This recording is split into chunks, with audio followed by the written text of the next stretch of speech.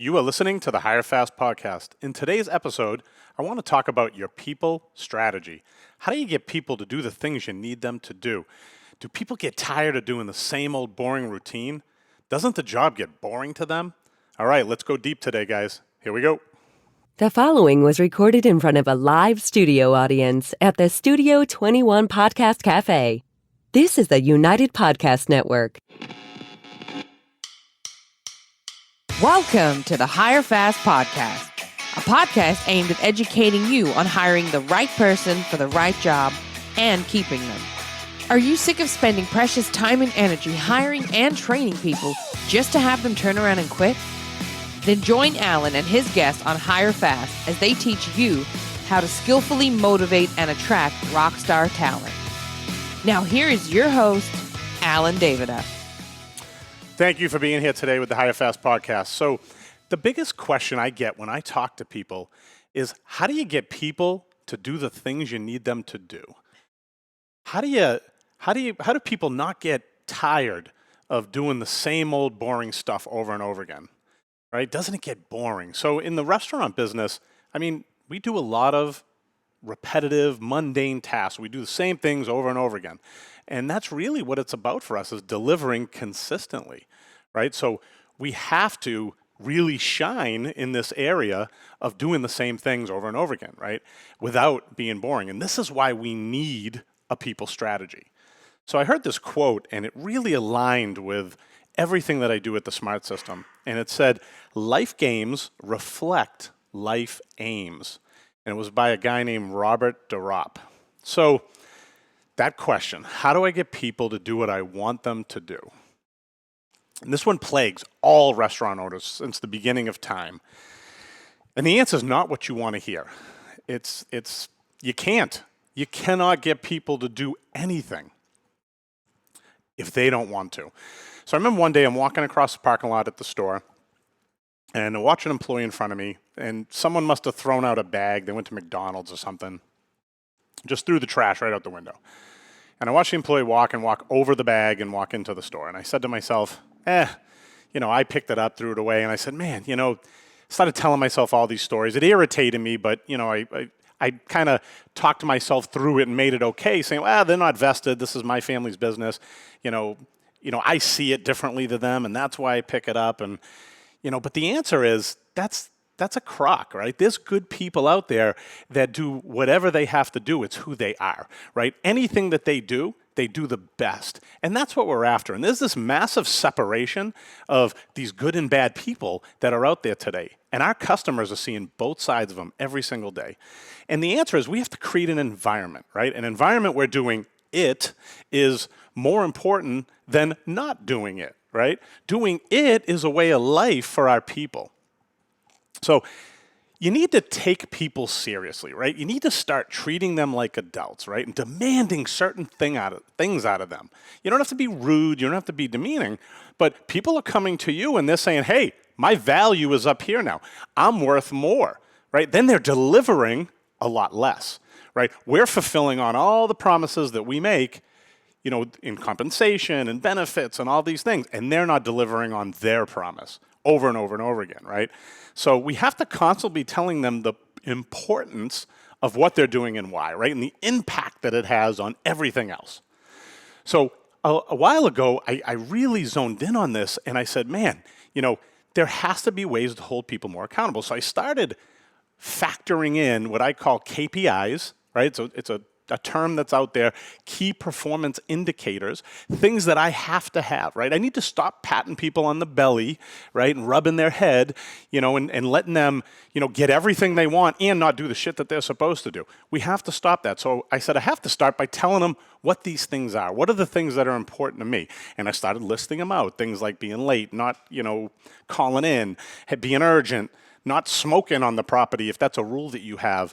All these, the way you look, the way you smell, is your hygiene and personal appearance there.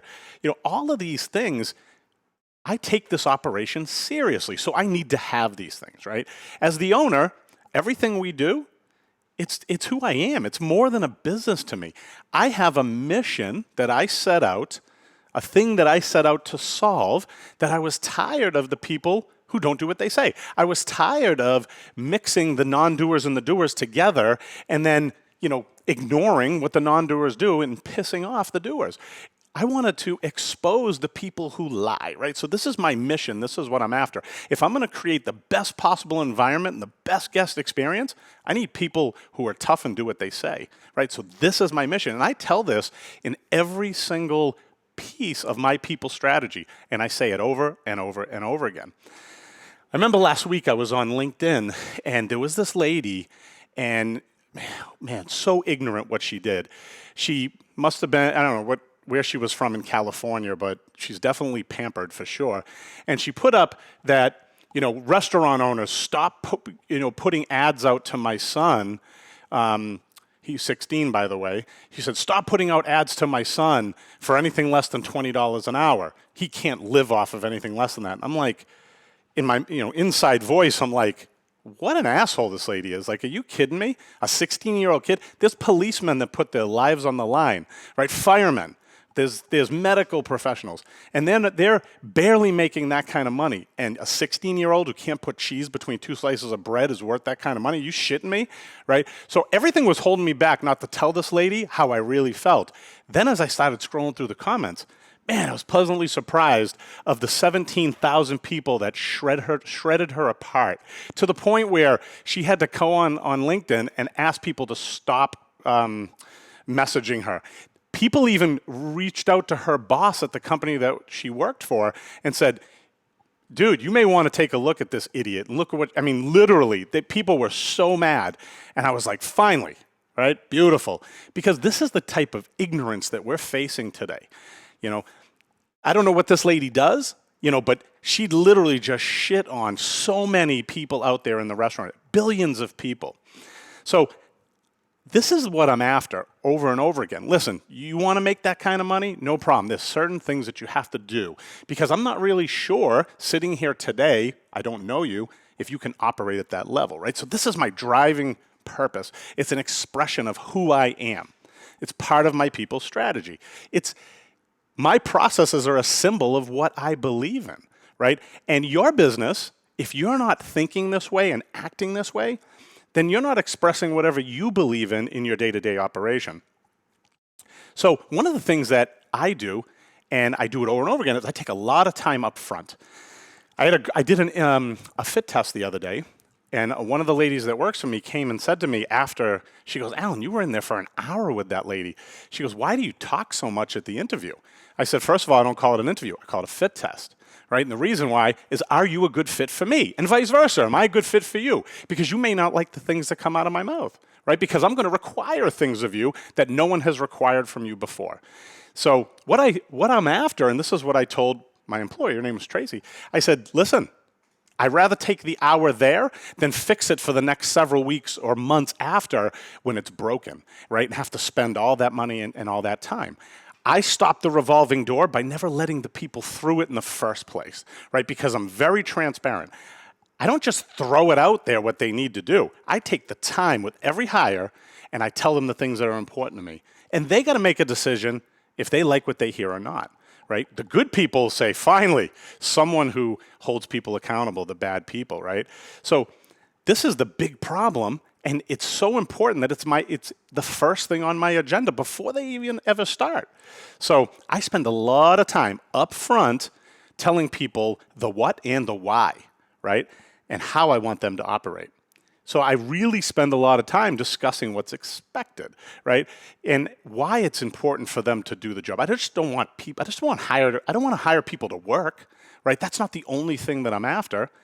I want them to help me fulfill the mission that I have, right? I want them to be about what I believe in, right? So really what I'm doing is I'm playing a big game. My people strategy is a game, and I'm hiring people to play the game with me, right? So they have to be here to reflect my mission, right? And we work every day together because that's who we are. So, you got to take a look and be real honest with the behaviors that you see with people, right? We want our people to operate a certain way, but then we don't really call out the things that they do. We don't have those hard conversations, right? The way that people work is a mirror of who they are inside, right? If you're a sloppy ding-dong, guess what? If you're doing your work shitty and sloppy, you're probably a sloppy person at home, right? If you're late all the time and you don't care, well, you probably are late to everything that you do in every other aspect of your life, right? You just don't care. If you're bored and you walk around like you got a stick in your ass, well, guess what? You're probably a boring, disengaged person at home with your family, your wife, your kids, whatever it is, right? So, it's amazing how you can take two people in your operation, you can put them right next to each other, right? You can give them menial tasks, right, that they feel is menial.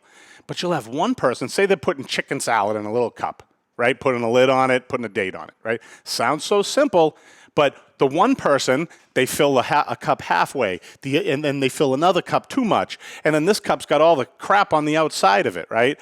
But then the other person, everything's perfect, everything's neat, everything's the same, the dates are perfect. Why do two people do things totally different? Because they're different people. When you take a menial task and someone can operate at that level, they're an artist, right? And that's just the way that they operate. These are the type of people that we're after, right? It's the type of person that we're after, right? Too many times we think we can change that other person, right? Or hope that they'll operate the way that we want. No, the reality is you have to spend 80% of your time walking around chasing them, making sure they do everything that they're supposed to do. Listen, if you ask someone to write a note and you have to hand them the pen, hand them the paper, and then tell them what to write, fuck it, write the note yourself and just get rid of them. You don't need them, right? And this is the problem. We get stuck in this loop and we will go over and over and over again. Listen, work is an idea. Right? It's just a thing that we need to do until a person actually starts doing it, right? It's passive. But the minute the person does it, one of two things happen, right? It can be a shitty experience, it can be a great experience, right? It can actually put an impact on people's lives in the world, right? And I'll give you an example. So in our restaurant, we have a drive-thru, and one of the functions in our restaurant is called the order taker. So the order taker's job is when the drive-thru car pulls up, this person pulls up, and what are they staring at? They're staring at an ugly menu board, a brick wall, and a speaker post that hopefully doesn't have sticky shit all over it from all the marketing signs that we ripped off and we didn't clean the stuff off, right? So hopefully they're looking at a decent-looking speaker box, right? On the other side, what's the employee looking at? They're looking at a screen. They got a headset. It's really easy in that situation to become a robot, right? Anything else? Do you want anything else? Do you want anything else? That's not what we want. What we train our people to do is what we call lilt, L-I-L-T. Look it up. What this word means is, do people hear you smiling, right? So we have a girl that 4 o'clock in the morning, no coffee yet, and she is just acting so over the top that people get excited. They wake up, they look forward to coming there and seeing Tiffany. And it's just amazing, right? So this is the difference between those two types of people, right? The typical person and the better person that we're after, right? This one little shift, this one little change will change someone's day entirely, right? If we deliver a great sandwich, right? We have people that come and they depend on getting that awesome sandwich. Well, if the experience sucks, we've just ruined their whole day. But man, when they come and we deliver on that promise, that expectation that they had that this awesome sandwich that they're getting on their way to work, man, their day is amazing. So just like that, right? And now, me saying all this, right, the way that I've just explained what work is, I bet you've never looked at it that way before, have you? Right? You'll never look at the work that is done in your operation the same way ever again, right? Our people need to understand this. Right? The work that they do becomes a reflection of them, the type of person that they are, the person that they really are, right? So it's up to us, right, we impact the world. We're the force that impacts the world. Listen, no work is really desirable at all, right? Any work isn't super desirable. However, there are certain kinds of people that make the work undesirable. So too many of these people, they use excuses. And they use excuses to justify why they do a shitty job. Now, I'm talking about the bad people, right? So over and over again, they'll say, almost like it's a punishment, right? I lost my license, so I have to work here, right? Because I can walk here, right? Rather than look at it as an opportunity where, okay, I lost my license, I got to fix this. these guys are giving me a chance. I can walk here.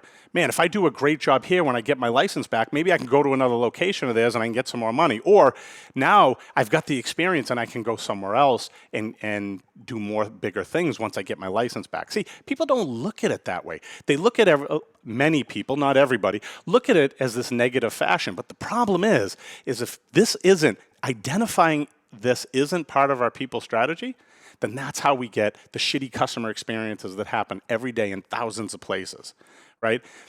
The people like this, they don't bring any energy to work, right? They don't bring any life to the workplace. They bring death to it, right?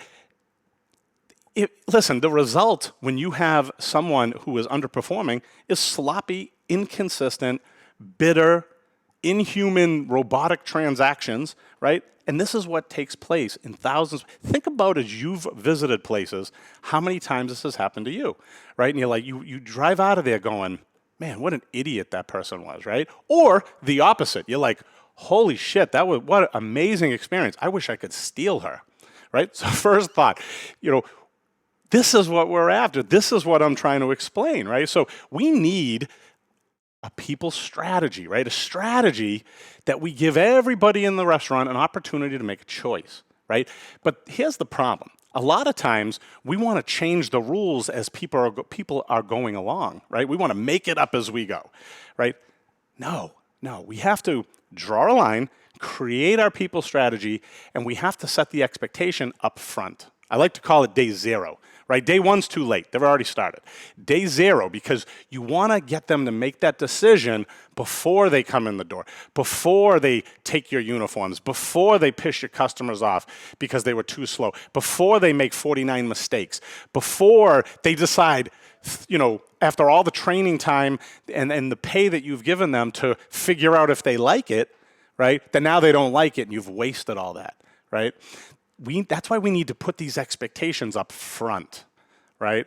This is a whole different way of thinking. So when we do this expectation up front and we don't make it up along the way, which is what most business owners do, we're stating the accountability and how important it is, and the accountability is even more important than the work, right? This is how we want things, and this is how you achieve what you want, but here's what happens if you don't do it, right? And this is how we expose the liars, right? This is my mission. My people strategy is my mission. Now, 3 reasons I want to share with you why we really need better people in our operations, right? The number one thing is the customer isn't always right? So we've heard this adage when we were growing up, customer's always right, customer's always right. Not true. Many times the customer is wrong. However, it doesn't matter, right? Our job is to make the customer feel that way, right? To feel that they were right. So we need good people to do this. The bad employee, the underperforming employee, the employee doesn't give a shit. They're going to fight with the customer, right? They're going to try to be right? And it's going to reverse everything that we're trying to build.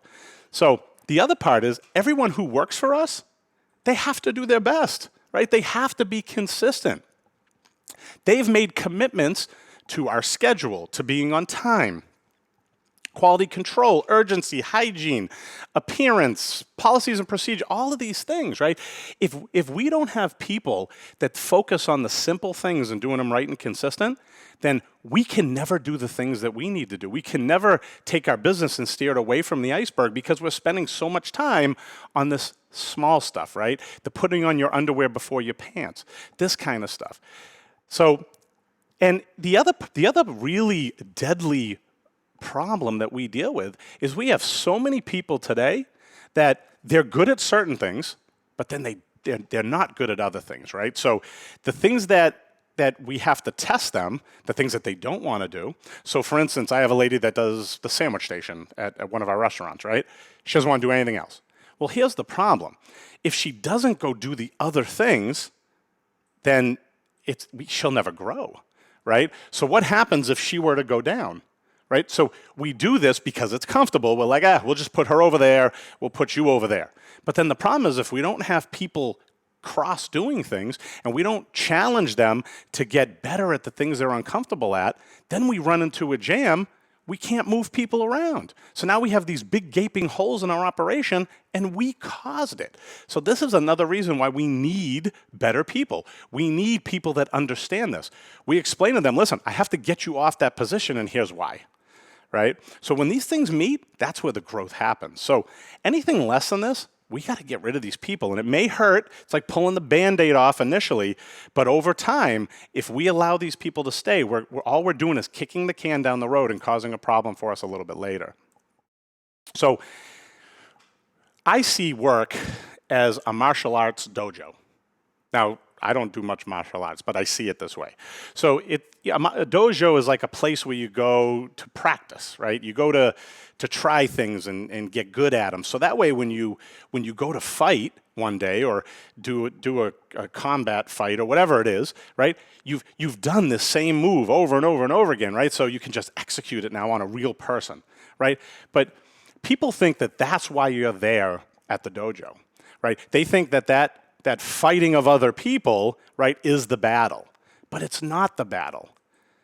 The battle is with you, right? The battle is with you showing up and doing the shit you don't want to do, right? It's hard to go to the dojo 3 times a week, right? It's hard after you work all day and you're sitting there and you're like, man, I just really want to sit on the couch and like watch some TV, right? It's hard to get up and go put that gear on and go do this, because most of the time this is happening at night after you've worked all day, right? That's where the battle is. The battle is with ourselves, right? And our people strategy has to reflect this, because it's hard for employees to be consistent.